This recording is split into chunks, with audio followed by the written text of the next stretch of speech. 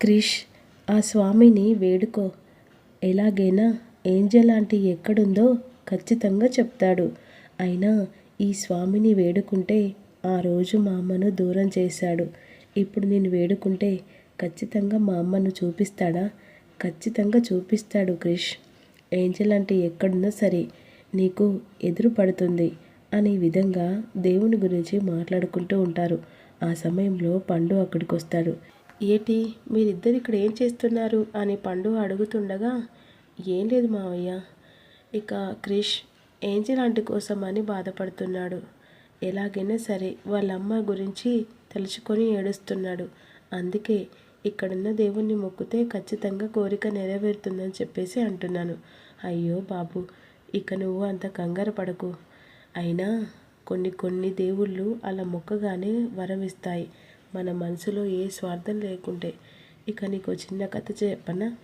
ఇక్కడ ఒక చిన్న ఊర్లో ఒక ఆంజనేయ స్వామి ఉన్నాడు. ఆ ఆంజనేయ స్వామిని వేడుకుంటే ఖచ్చితంగా అనుకున్నది కోరిక నెరవేరుతుందని చెప్పేసి ఇక పెద్దలు అనుకుంటూ ఉన్నారు.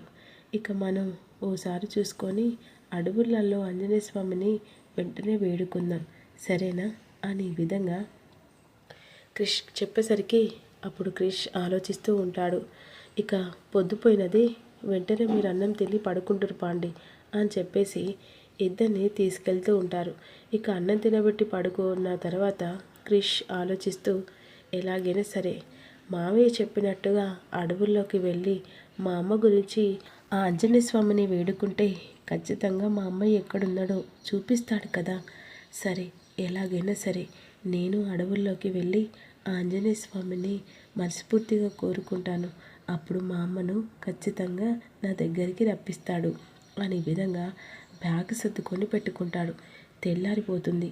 ఆ సమయంలో బ్యాగ్ తీసుకొని అక్కడున్న దేవునికి మొక్కి, ఎలాగైనా సరే నిన్ను కోరిన కోరిక నెరవేరుస్తావని చెప్పేసి సిరి చెప్పింది కదా, ఇప్పుడు దాని ప్రకారంగానే ఈ కడవలో ఉన్న ఆ ఆంజనేయ స్వామిని తలుచుకుంటూ ఇక ముందుకు అడుగేస్తున్నాను. ఏ ఆపద రాకుండా నువ్వే అన్నీ చూసుకోవాలి అని చెప్పేసి మొక్కి అక్కడి నుంచి వెళ్తుండగా, క్రిష్ ఇంత పొద్దున్న ఎక్కడికి వెళ్తున్నావు అని సిరి అడ్డుకుంటుంది. నిన్న మామయ్య చెప్పాడు కదా, పండు మామయ్య అడవుల్లో ఆంజనేయ స్వామి ఉన్నాడని. అతన్ని ఇక మనస్ఫూర్తిగా కోరుకొని మా అమ్మ ఎక్కడుందో చెప్పమని చాలా రిక్వెస్ట్ చేస్తాను. అప్పుడు నా మీద జాలి చూపించి అమ్మ గురించి దారి చూపిస్తాడు. అందుకే వెళ్తున్నా. క్రిష్, నువ్వు ఒక్కడివి వెళ్తావా? అవును, నువ్వు ఒక్కడికి వెళ్ళడానికి వీల్లేదు, నీతో పాటుగా నేను కూడా వస్తాను. ఏంజెల్ అంటే ఎక్కడున్నా సరే త్వరగా రప్పించమని ఆ దేవుణ్ణి కోరుకుంటాను అనే విధంగా ఇక సిరి కూడా బాబుతో కలిసి ఇద్దరు కలిసి వెళ్ళిపోతారు. ఈలోపు తెల్లారిపోతుంది. అమ్మ సిరి అని చెప్పేసి ఈ విధంగా ఇక యమున ఇల్లంతా చూస్తూ ఉంటుంది. ఇక ఎక్కడికి వెళ్ళిందేమో అన్నట్టుగా ఆలోచించేసరికి అలా స్కూల్ టైం అవుతూ ఉంటుంది. సిరి కనిపించట్లేదు. పండు పండు అని చెప్పేసి హాల్లోకి పిలుచుకుంటూ వస్తుంది. ఏంటమ్మా, ఇక సిరి కనిపించట్లేదు, నువ్వేమైనా చూసావా? లేదమ్మా, ఇక గార్డెన్లో ఆడుకుంటుందేమో, ఓ బారి చూసొస్తానని చెప్పేసి పండు వెళ్ళి గార్డెన్ మొత్తం చూస్తాడు. ఇక అక్కడ ఇక్కడ కనిపించదు. ఇక్కడ కూడా కనిపించలేదమ్మా అనేసరికి, ఏంటత్తయ్యా ఎందుకంత కంగారు పడుతున్నావు? సిరి ఛాన్స్ అయిపోయా అమ్మ, కనిపించట్లేదు. సరే, నేను సిరి గురించి రూమ్లో అక్కడెక్కడ నేను ఉండొచ్చేమో చూస్తాను ఆగత్తయ్య అని చెప్పేసి ఇక అందరు కలిసి ఒక్కొక్క చోట వెళ్ళి సిరి గురించి వెనుకలాడుతూ ఉంటారు. సిరి ఎక్కడా కనిపించదు. హాల్లోకి వచ్చేసరికి ఏంటి, ఏం జరిగింది అని చెప్పేసి విహారీ అడుగుతుండగా, ఇక సిరి కనిపించట్లేదురా, ఛాన్స్ సేపు అవుతుంది అనేసరికి, గుడిగిట్లా వెళ్ళిందా? లేదురా, ఇక ఏదైనా వెళ్ళినా కూడా నాకు పండుగ చెప్పి వెళ్ళేది. సిరి కూడా కనిపించట్లేదు. ఒకవేళ ఆ క్రిష్ ఉన్నాడు కదా, పిలిచి అడగండి, ఆ క్రిష్ కూడా కనిపించట్లేదు. అదేంటి, వాడెక్కడికి వెళ్ళాడు ఏమో, ఇద్దరు ఛాన్స్ ఎప్పటి నుంచో కనిపించట్లేదు విహారీ అని చెప్పేసి ఈ విధంగా సరికి ఇక సరే ఒక పని చేద్దామా, ఇప్పుడు ఎలాగో ఇంట్లో సీసీ కెమెరాలు ఉన్నాయి కదా, వాళ్ళు ఎక్కడికి వెళ్ళారో తెలుసుకోవచ్చు అని చెప్పేసి వెంటనే అంబిక సీసీ ఫొటోస్ ఓపెన్ చేస్తుంది. అందులో వాళ్ళిద్దరు కలిసి బ్యాగ్ వేసుకొని ఇక ఎక్కడికో వెళ్ళినట్టుగా తెలిసిపోతూ ఉంటుంది. అదేంటి, వీళ్ళిద్దరు కలిసి ఎక్కడికో వెళ్తున్నారేంటి అని అంటుండగా, ఇక ఎక్కడికి వెళ్తున్నారు? సిరి ఆ క్రిష్తో కలిసి ఎక్కడికి వెళ్తుంది? ఇదంతా వీడి వల్లే. ఇప్పుడు నా కూతురు ఎక్కడికి వెళ్తుందో ఏంటో అని చెప్పేసి సహస్ర కంగారు పడుతూ ఉంటుంది. నువ్వు టెన్షన్ పడకు, వాడి వల్ల రోజు రోజుకి తలనొప్పి ఇదొకటి అని ఈ విధంగా అంటూ ఉంటుంది సహస్ర. ఆ సమయంలో పండు నిన్న చెప్తాడు కదా, ఇక తన తల్లి గురించి ఒకవేళ వెతుకులాడకే అడవిలోకి వెళ్ళాడా, నిన్న మరీ ఆంజనేయ స్వామి గురించి ఇక ప్రత్యేకంగా అడిగాడు కదా. అప్పుడు యమునకు, అమ్మ నిన్న క్రిష్ బాబు ఇక నేను మాట మీద మాటొచ్చి అడవుల్లో ఆంజనేయ స్వామి ఉన్నాడు, అతన్ని గట్టిగా తలుచుకుంటే అనుకున్న కోరిక నెరవేరుతుందని చెప్పేసి అన్నాను.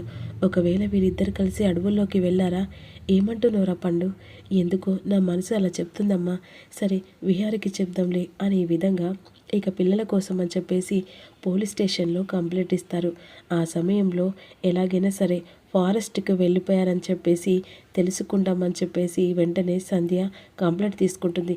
ఇదిలా ఉండగా అక్కడ ప్లాస్టిక్ సర్జరీ అయిపోయి ఇక ఆ సమయంలో తనకు మొహానికి ఇక మొత్తం కట్టిన కాటన్ అంతా తీసేస్తారు కదా. ఆ సమయంలో తను అద్దంలో చూసుకుంటూ ఉంటుంది. ఇక వెంటనే అసలు నా రూపం ఏంటి ఇలా మారిపోయింది అంటుండగా, అవును నీ రూపం మారిపోవడం కారణం ఇక నీ మొహం అంతా ఆ వేడిలలో కాలిపోవడం, అందుకే నీ మొహం కాలిపోవడం వల్లనే నీకు ప్లాస్టిక్ సర్జరీ చేయడం జరిగింది. ఇప్పుడు మొహాన్ని చూస్తే నన్ను ఎవరు గుర్తుపడతారు అని అంటుండగా, ఇక ఎవరు గుర్తుపట్టడం కాదు కానీ అసలు నువ్వు బ్రతుకుతావో లేదో అని చెప్పేసి డౌట్గా అనిపించింది. కానీ ఆ దేవుడి దయ వల్ల నువ్వు బ్రతికి నీ మొహాన్ని ప్లాస్టిక్ సర్జరీ చేయించుకున్నావు అని ఈ విధంగా డాక్టర్స్ అంటూ ఉంటారు. ఈ రూపంతో నేను ఇంటికి వెళ్ళిన తర్వాత నా కొడుకు నన్ను గుర్తుపడతాడా అని ఈ విధంగా ఇక సిరి అనుకుంటూ ఉంటుంది. ఇప్పుడు ఎలాగైనా సరే ఈ అవతారంలో ఇప్పుడు నేను ఇంటికి వెళ్తే నేను ఇక సిరిని అని చెప్పినా కూడా ఎవరు నమ్మరు కదా. ఇలా బ్రతుకుతూ ఎన్ని రోజులు ఉండాలి?